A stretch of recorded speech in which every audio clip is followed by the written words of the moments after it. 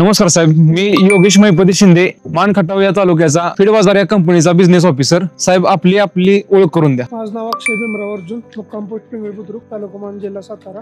मी कोरोनाच्या ह्याच्यापासून मी दुग्ध व्यवसायात शिरलेलो आहे. त्यापासून मी दुग्ध व्यवसाय करतो. आता आपल्या फीड बाजार सोबत आपण किती महिन्यापासून काम करताय? आता 1-2 महिने झाले. 2 महिन्यात मला फीड बाजारचा चांगला रिझल्ट आहे. आता आपल्याला काय रिझल्ट काय वाटला आपल्याला? जे आपण फीड चालू केलं तेव्हापासून आपल्या गायांच्या प्रकृतीमध्ये किंवा दुधात आपल्याला काय चेंजेस जाणवला? गायांच्या तब्येतीत पण चांगला फरक पडलेला आहे आणि दुधामध्ये एका गायीमागे 1.5 ते 2 लिटरचा फरक पडलेला आहे प्रत्येकी. प्लस 1-2 गायीला दगडीचा वगैरे आजार वगैरे होत होता, तरी ती कव्हर होत नव्हती.